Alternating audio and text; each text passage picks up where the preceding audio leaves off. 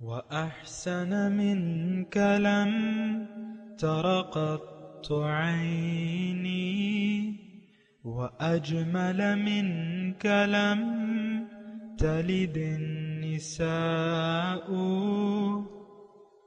خلقت مبرأ من كل عيب خلقت مبرأ من كل عيب كأنك قد خلقت كما تشاء كتاب أنزلناه إليك مبارك ليدبروا آياته وليتذكر أولو الألباب. یہ کتاب برکت والی ہے جسے ہم نے آپ کی طرف نازل فرمایا ہے تاکہ دانش مند لوگ اس کی آیتوں میں غور و فکر کریں اور نصیحت حاصل کریں. اللہم صلی علی سیدنا محمد وعلی آل سیدنا محمد بعدد کل ذرۃ مئۃ الف الف مرۃ. سامعین و ناظرین کرام، السلام علیکم ورحمۃ اللہ وبرکاتہ. سامعین کرام، سورہ شعراء آیت نمبر 65. آج کا موضوع: کیا ہم اپنی حقیقت سے واقف ہیں؟ اس کے ساتھ سامعین کرام آج کے سبق کا آغاز کرتے ہیں. سب سے پہلے گزشتہ سبق کا آموختہ ہوگا. قالوا لا ضير إنا إلى ربنا منقلبون. انہوں نے کہا اس میں کوئی نقصان نہیں، بے شک ہم اپنے رب کی طرف پلٹنے والے ہیں. إنا نطمع أن يغفر لنا ربنا خطايانا أن كنا أول المؤمنين. ہم قوی امید رکھتے ہیں کہ ہمارا رب ہماری خطائیں معاف فرما دے گا، اس وجہ سے کہ اب ہم ہی سب سے پہلے ایمان لانے والے ہیں. وَأَوْحَيْنَا إِلَى مُوسَىٰ أَنْ أَسْرِ بِعِبَادِي إِنَّكُمْ مُتَّبَعُونَ. اور ہم نے موسیٰ علیہ السلام کی طرف وحی بھیجی کہ تم میرے بندوں کو راتوں رات یہاں سے لے جاؤ، بے شک تمہارا تعاقب کیا جائے گا. فأرسل فرعون في المدائن حاشرين. پھر فرعون نے شہروں میں ہرکارے بھیج دیے. إن هؤلاء لشرذمة قليلون. اور کہا بے شک یہ بنی اسرائیل تھوڑی سی جماعت ہے. وَإِنَّهُمْ لَنَا لَغَائِظُونَ. اور بلا شبہ وہ ہمیں غصہ دلا رہے ہیں. وَإِنَّا لَجَمِيعٌ حَاذِرُونَ. اور یقیناً ہم سب بھی مستعد اور چوکس ہیں. فَأَخْرَجْنَاهُمْ مِنْ جَنَّاتٍ وَعُيُونٍ. بس ہم نے ان فرعونیوں کو باغوں اور چشموں سے نکال باہر کیا. وَكُنُوزٍ وَمَقَامٍ كَرِيمٍ. اور خزانوں اور نفیس قیام گاہوں سے بھی نکال دیا. كَذَلِكَ وَأَوْرَثْنَاهَا بَنِي إِسْرَائِيلَ. ہم نے اسی طرح کیا اور ہم نے بنی اسرائیل کو ان سب چیزوں کا وارث بنا دیا. فَأَتْبَعُوهُمْ مُشْرِقِينَ. پھر سورج نکلتے وقت ان فرعونیوں نے ان کا تعاقب کیا. فَلَمَّا تَرَاءَى الْجَمْعَانِ قَالَ أَصْحَابُ مُوسَىٰ إِنَّا لَمُدْرَكُونَ. پھر جب دونوں جماعتیں آمنے سامنے ہوئیں تو موسیٰ علیہ السلام کے ساتھیوں نے کہا اب ہم ضرور پکڑے گئے۔ قال كلا ان معي ربي سيهدين۔ موسیٰ علیہ السلام نے فرمایا ہرگز نہیں، بے شک میرے ساتھ میرا رب ہے، وہ ابھی مجھے راہ نجات دکھا دے گا۔ فأوحينا إلى موسى أن اضرب بعصاك البحر فانفلق فكان كل فرق كالطود العظيم۔ پھر ہم نے موسیٰ علیہ السلام کی طرف وحی بھیجی کہ اپنا عصا دریا پر مارو، پس دریا 12 حصوں میں پھٹ گیا اور ہر ٹکڑا زبردست پہاڑ کی مانند ہو گیا۔ وَأَزْلَفْنَا ثَمَّ الْآخَرِينَ۔ اور ہم نے دوسروں یعنی فرعون اور اس کے ساتھیوں کو اس جگہ کے قریب کر دیا۔ سامعین کرام، سورہ شعراء آیت نمبر 65۔ وَأَنْجَيْنَا مُوسَىٰ وَمَن مَّعَهُ أَجْمَعِينَ، اور ہم نے نجات دے دی موسیٰ علیہ السلام کو، وَمَن مَّعَهُ، اور جو ان کے ساتھ تھے، اجمعین تمام کو۔ ثُمَّ أَغْرَقْنَا الْآخِرِينَ، پھر غرق کر دیا دوسرے لوگوں کو۔ سامعین کرام، موسیٰ اور فرعون کے واقعات ہیں، موسیٰ علیہ السلام کے اور فرعون کے، کہ موسیٰ علیہ السلام نے ان کو حق کی طرف دعوت پیش کی۔ فرعون نے اپنے ظاہری بادشاہی کے زعم میں اس سے انکار کر دیا اور ان کی مخالفت شروع کر دی، ان کا مقابلہ شروع کر دیا۔ 30 سال تقریباً یہ جد و جہد رہی۔ آخر کار اللہ تعالیٰ نے موسیٰ علیہ السلام کو کہا کہ تم اپنی قوم کو لے کے نکل جاؤ۔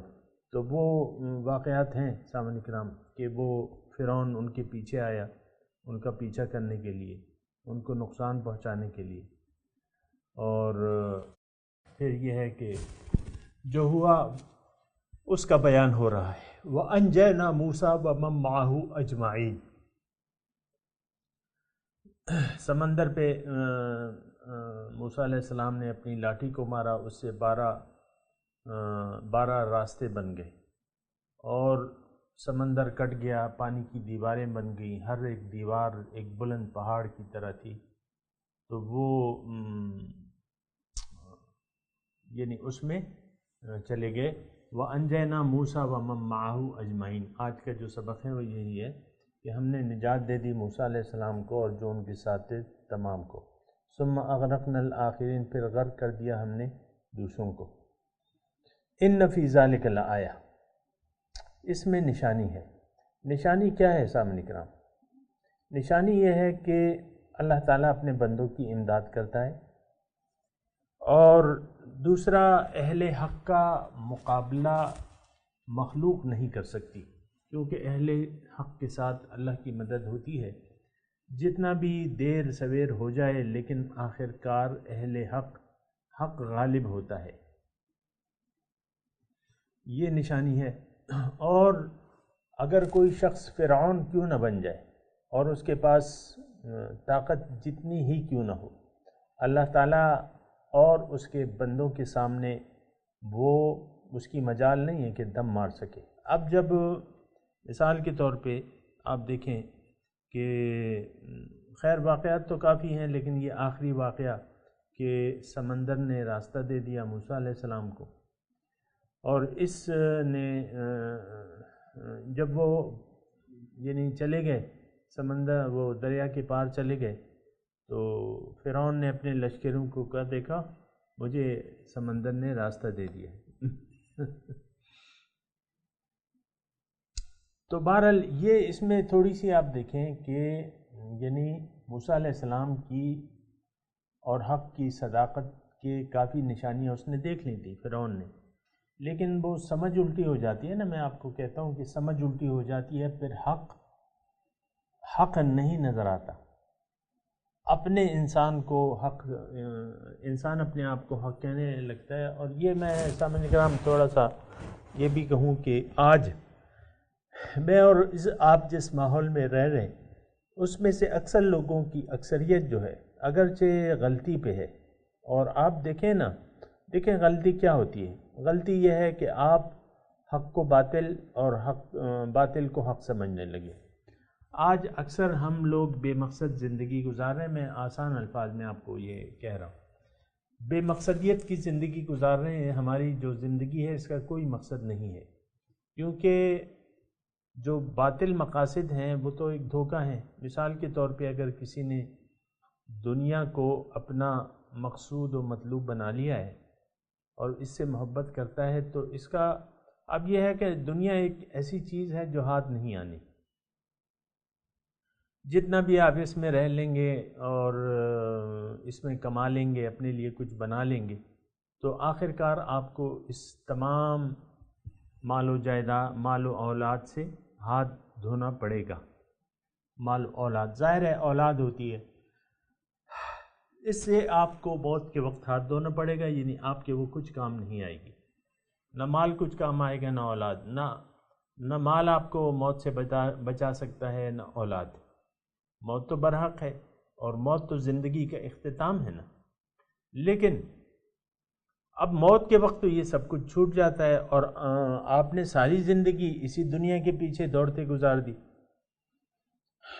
تو میں یہ کہہ رہا ہوں نا کہ فرعون کو جس طرح اپنا آپ جو ہے وہ حق پہ معلوم ہوتا تھا، یا جس طرح ابو جہل کی آپ مثال دیکھ لیں کہ ابو جہل نے جب جا رہا تھا مکے سے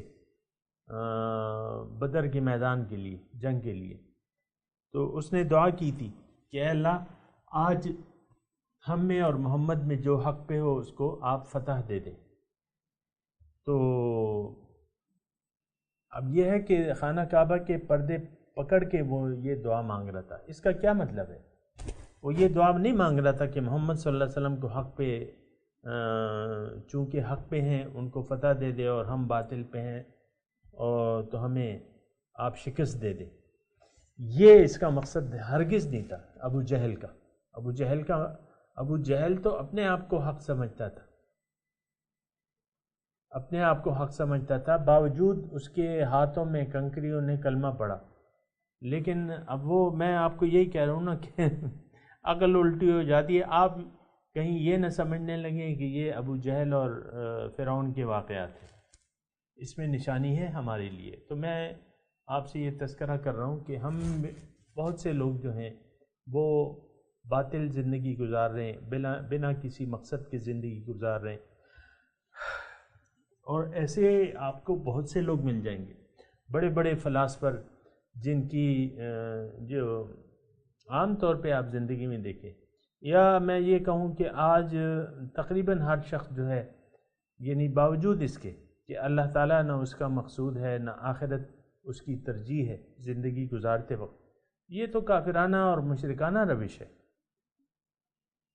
اس کے باوجود ہم میں سے بہت سے لوگ ایسے ہیں کہ وہ سمجھتے ہیں کہ ہم تو حق میں ہیں، یعنی کافرانہ اور مشرکانہ خیالات کے باوجود وہ یہ سمجھتے ہیں کہ ہم حق پہ ہیں، ہمیں تو کوئی کچھ نہیں کہہ سکتا یا کچھ بھی نہیں ہو سکتا ہمیں۔ تو پھر یہ ہے کہ ایسا ہے کہ آپ خود اپنا اور فرعون کا تجزیہ کر لیں۔ میں آپ کو اگر مخاطب کر رہا ہوں تو اس کا مطلب یہ ہے کہ میں معاشرے کو مخاطب کر کے یہ بات کہہ رہا ہوں کہ آپ لوگ خود اپنا اور فرعون کا تجزیہ کر لیں، اس میں فرق کیا ہوگا؟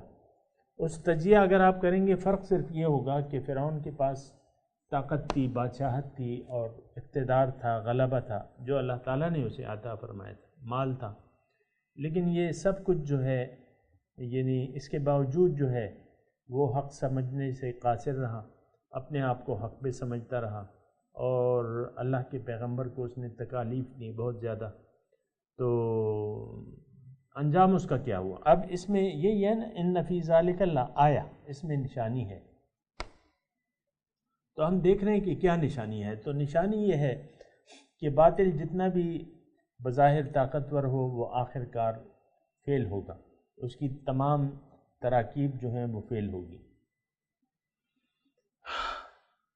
تو یہ نشانیاں ہیں لیکن اللہ تعالیٰ یہاں گلہ فرما رہے ہیں وما کان اکثرہم مؤمنین، لیکن اکثر لوگ ایمان نہیں لاتے۔ وَإِنَّ رَبَّكَ لَهُوَ الْعَزِيزُ الرَّحِيمُ، اور آپ کا رب تو غالب ہے۔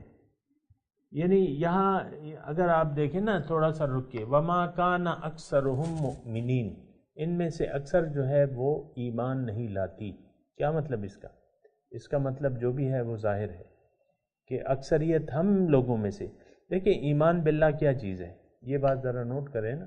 ایمان باللہ یہ ہے کہ آپ یقین کر لیں اپنی حقیقت پہ، یقین لے آئیں اپنے رب پہ کہ وہی میرا رب ہے، وہی میرا خالق ہے، وہی میرا پروردگار ہے، وہی میرا مقصود ہے، وہی میری منزل ہے، اور آخرت اصل زندگی ہے، یہ آپ کا یقین ہو۔ اور یہ یقین آپ دیکھیں کہ ہم میں سے بہت سے لوگوں کو یہ یقین حاصل نہیں ہے کہ رب میرا مقصود ہے۔ وما کان اکثرہم مؤمنین میں آپ تھوڑا سا یہ سوچیں نا کہ کیا اس جملے کی زد میں آتا ہوں یا آتی ہوں کہ نہیں آتی۔ اب بات تو یہ ہے کہ یہ تو دوڑنے والی بات ہے، اگر آپ لفظی ترجمہ سن لیں اور آپ کہیں مجھے کہ آگے چلو، یہ تو ہم نے پڑھ لیا ہے یا یہ ایک مرتبہ آ چکا ہے، اس پہ تم بات کر چکے ہو، تو یہ تو مناسب بات نہیں ہے نا۔ اگر آپ ایسا کریں کہ اگر آپ ایسا کہیں مجھے کہ چلو دوڑو آگے چلو، یہ تو ہم نے پڑھ لیا ہے، تو بات یہ ہے کہ میں تو ایسا نہیں کر رہا، میں یہ کہہ رہا ہوں کہ آپ تھوڑا سا ٹھہر کے یہ سوچیں۔ اور آپ کو میں نے یہ بھی کہا ہے کہ قرآن کی جو بھی آیت آتی ہے تو اس میں وہ ایک آئینہ ہے، اس میں اپنی شکل دیکھ لیا کریں کہ یہ صفات مجھ میں ہیں کہ نہیں ہیں۔ اگر صفات محمودہ کا بیان ہو رہا ہے تو صفات محمودہ کو اپنے اندر تلاش کریں، اچھی صفات جو ہیں، یا مومنوں کی اکثر صفات آتی ہیں۔ ابھی ہم نے اس سے پہلے جو صورت گزری تھی اس میں ہم نے پڑھا تھا نا، عباد الرحمن الذین یمشون علی الارض ہونا واذا خاطبهم الجاہلون قالوا سلاما،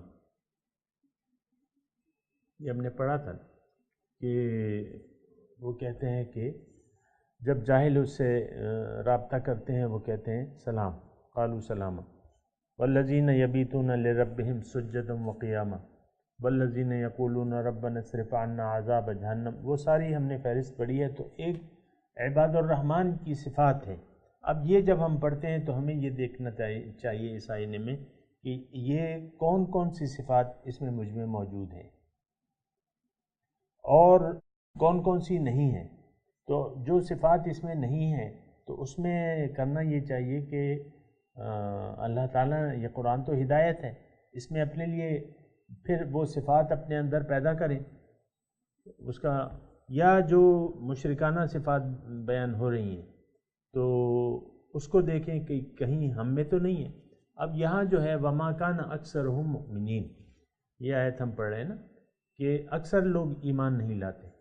اب یہ تو ایک ایسا جملہ ہے، جامع جملہ ہے، تو اب یہ تو ہم پڑھتے رہتے ہیں، ایمان کا مطلب ہم جانتے رہتے ہیں، پڑھتے رہتے ہیں، لیکن ایمان کا مطلب حقیقت میں کیا ہے وہ میں آپ کو بتایا بھی ہے، دوبارہ بتا دیتا ہوں۔ ایمان باللہ جو ہے، اصل جو چیز ہے وہ یقین ہے۔ یہاں دیکھیں یعنی تخصیص نہیں ہوئی ہے، وما کان اکثرہم مؤمنین میں تخصیص نہیں ہے کہ بعض جگہ تو ہے کلا، یعنی یہ لوگ آخرت پر ایمان نہیں رکھتے، یا بعض جگہ یہ ہے کہ یہ اللہ پر ایمان نہیں رکھتے، یا یہ رسول پر ایمان نہیں رکھتے۔ بعض جگہ تخصیص آئی ہے یعنی خاص کر دیا گیا ہے، یہاں خاص نہیں کیا گیا۔ اس کا کیا مطلب ہے؟ یہ عام ہے، اصل جو چیز ہے وہ حق پر ایمان ہے۔ اب کیا حق کیا ہے اور ایمان کا یہ بھی میں آپ کو بتا دوں کہ جو مومنین کا یہاں لفظ استعمال ہو رہا ہے نا، تو اس میں یہ ہے کہ مومنین یعنی یہ بھی ایک ایسا لفظ ہے جس سے ہم آموختہ ہو گئے، یعنی اس کے ساتھ، اس ایمان کے ساتھ ہم یوز ٹو ہو چکے ہیں، یہ ہمارے سنتے رہتے ہیں، تو بہت ایک چیز کی گردان کی جائے تو بعض وقت یہ ہے کہ لوگ سوچتے نہیں ہیں اس پہ کہ یار یہ تو پہلے بھی ایمان یہ تذکرہ ہو رہا ہے، پھر وہ ایمان کی حقیقت جاننے کے لیے تیار نہیں ہوتے کہ ایمان ہے کیا اصل چیز۔ لیکن ایمان ایک تو زبانی ایمان ہے اور ایک قلبی ایمان ہے۔ ایمان کا اصل میں مطلب آپ اگر دیکھیں تو ایمان کا مطلب جو ہے یقین ہے۔ اولم تؤمن، جیسے کہ میں آپ کو ایک مثال دوں قرآن سے کہ وَإِذْ قَالَ إِبْرَاهِيمُ رَبِّ أَرِنِي كَيْفَ تُحْيِي الْمَوْتَى، ابراہیم علیہ السلام نے ایک دفعہ اپنے رب سے کہا کہ اے اللہ میں دیکھنا چاہتا ہوں کہ تو مردوں کو کس طرح زندہ کرتا ہے، کیف تحیی الموتى۔ تو اللہ تعالیٰ نے پوچھا کہ کیا تمہیں اولم تؤمن، کیا تم ایمان نہیں ہے، تمہارا ایمان نہیں ہے؟ تو یہاں رک کے تو اب یہ ہے نا کہ دیکھیں ایمان کا مطلب یقین ہے، تو وہاں جب اللہ تعالیٰ ابراہیم علیہ السلام کو کہتا ہے کہ کیا تمہیں یقین نہیں ہے کہ میں دوبارہ پیدا کر سکتا ہوں، تو وہ کہتے ہیں کہ یقین تو ہے، قالوا بلا، قال بلا بلاکن لیطمئن قلبی، لیکن میں اطمینان قلب چاہتا ہوں، مشاہدہ کرنا چاہتا ہوں۔ بہرحال وہ اپنی جگہ واقع آئے گا۔ تو ایمان کا مطلب روایتی نہ لیں، میں یہ عرض کر رہا ہوں آپ کو، ایمان کا مطلب روایتی نہ لیں۔ روایتی مطلب یہ ہے کہ ہم ایمان، مثال کے طور پہ کلمہ وہ ایمان مجمل اور ایمان مفصل پڑھتے ہیں نا، آمنت باللہ کما ہوا باسمائی و صفاتہ و قبلت جمیعا احکامہ اقرار باللسان و تصدیق بالقلب، یا آمنت باللہ و ملائکتہ و کتبہ و رسولہ والیوم الآخر والقدر خیرہ و شرہ من اللہ تعالی والبعث بعد الموت۔ یہ بھی ہم پڑھتے ہیں، اگرچہ تکرار کے ساتھ نہیں پڑھتے اور بعض لوگوں کو یہ یاد بھی نہیں ہوگا، لیکن ایمان کا ہم لفظ سنتے رہتے ہیں، بعض وقت ہم اپنے لیے بھی استعمال کرتے ہیں کہ بھئی کیا ہم مومن نہیں ہیں۔ روایتی مطلب نہ لیں، بس تھوڑا سا میں آپ کو یہ کہہ رہا ہوں کہ یہاں ٹھہر کے یہ آپ میری ایک بات کہ تھوڑی دیر کے لیے یعنی آپ روایتی مطلب نہ لیں، اس کا حقیقی مطلب تلاش کریں۔ تو حقیقی مطلب اس کا جو لفظی بھی ہے اور حقیقی بھی ہے وہ یہ ہے کہ یقین کریں۔ اب یقین کس چیز پہ؟ یقین حق پہ یقین، یہاں وما کان اکثرهم مؤمنین، حق پہ یقین۔ اکثر لوگ حق پہ یقین نہیں کرتے، جیسے کہ یقین فرعون نے نہیں کیا، موسیٰ علیہ السلام آئے، نشانیاں دیکھیں، اس نے یقین ہی نہیں کیا اور اپنی ضد پہ اڑا رہا۔ تو بہرحال یہاں مومنین کا معنی یقین ہے، اور یقین میں نے آپ کو کہا ہے جیسے کہ یہ مومنین ایز اے ہول اللہ تعالیٰ نے لفظ استعمال کیا ہے، تو میں بھی ایز اے ہول کس چیز پر یقین؟ حق پر یقین۔ اب حق کیا چیز ہے؟ حق تو پہلے یعنی سچ، حق کا مطلب سچ۔ سچی بات یہ ہے کہ آپ وہ نہیں ہیں جو نظر آ رہے ہیں، اور آپ وہ ہیں جو نظر نہیں آ رہے، یہ ایک سچ ہے۔ اور اکثر لوگ اس سچ کو جھوٹ سمجھتے ہیں، یعنی اس کا احساس نہیں ہے، اس سچ کا ہمیں احساس نہیں ہے۔ اگر ہم جھوٹ نہ بھی سمجھیں اس بات کو، لیکن ہم ظاہر کے دھوکے میں مبتلا ہیں اور ظاہر کو ہم نے حق سمجھ لیا، اصل سمجھ لیا، سچ سمجھ لیا، حالانکہ یہ سچ تو نہیں ہے، یہ تو ایک مکان ہے جس میں میں اور آپ رہ رہے ہیں، ٹھیک ہے؟ تو یہ تو اپنی حقیقت پر آپ کا یقین ہو جائے کہ میں یہ نہیں جو نظر آ رہا ہوں، جو لوکنگ گلاس میں ہوں، میں وہ ہوں جو نظر نہیں آ رہا۔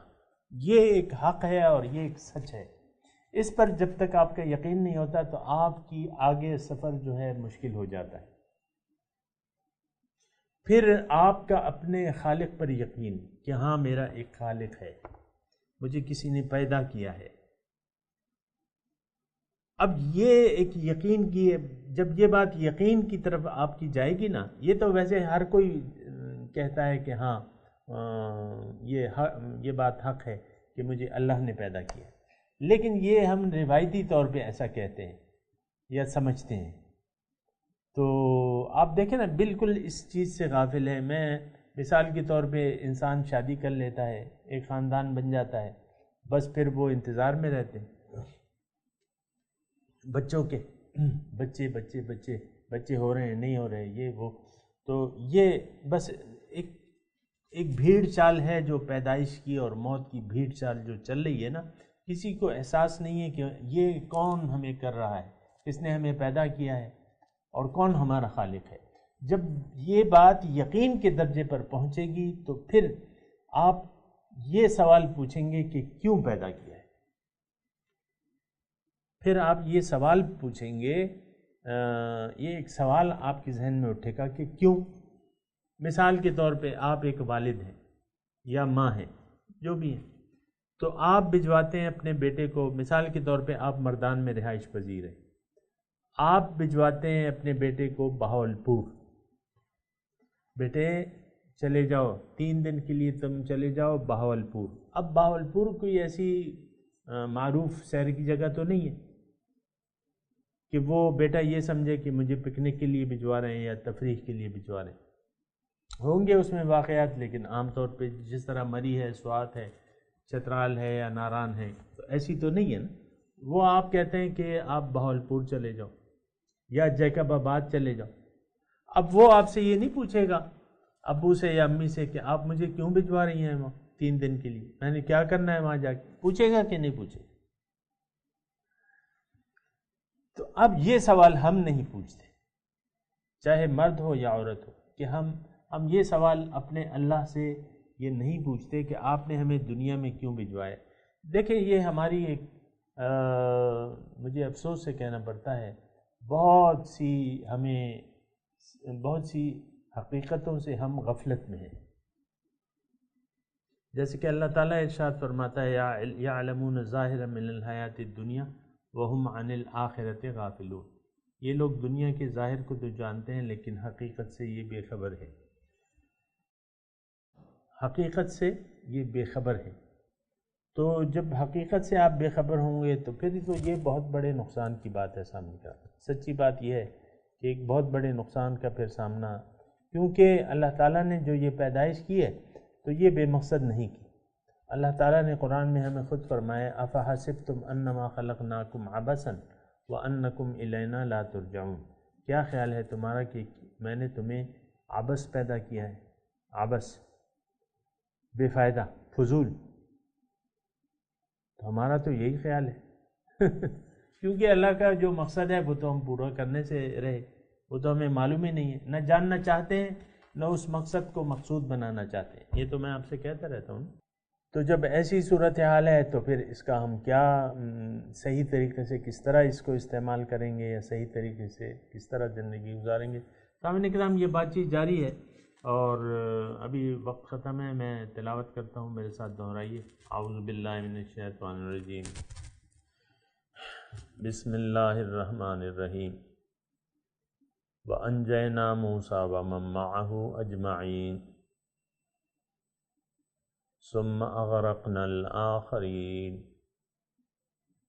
إِنَّ فِي ذَلِكَ لَآيَةً وَمَا كَانَ أَكْثَرُهُم مُؤْمِنِينَ. ترجمہ سنا دیں. وَأَنْجَيْنَا مُوسَىٰ وَمَن مَّعَهُ أَجْمَعِينَ. ہم نے نجات دی موسیٰ اور جو ان کے ساتھ تھے سب کو.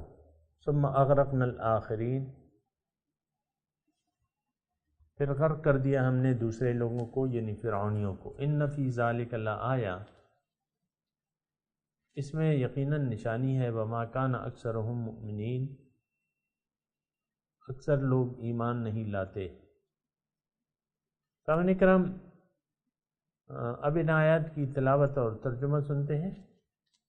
وَأَنْجَيْنَا مُوسَىٰ وَمَن مَّعَهُ أَجْمَعِينَ. And we saved Moses and those with him all together. ثُمَّ أَغْرَقْنَا الْآخَرِينَ.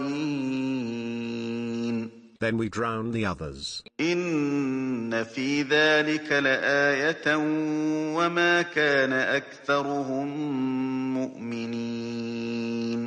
In that there is a sign, but most of them are not believers.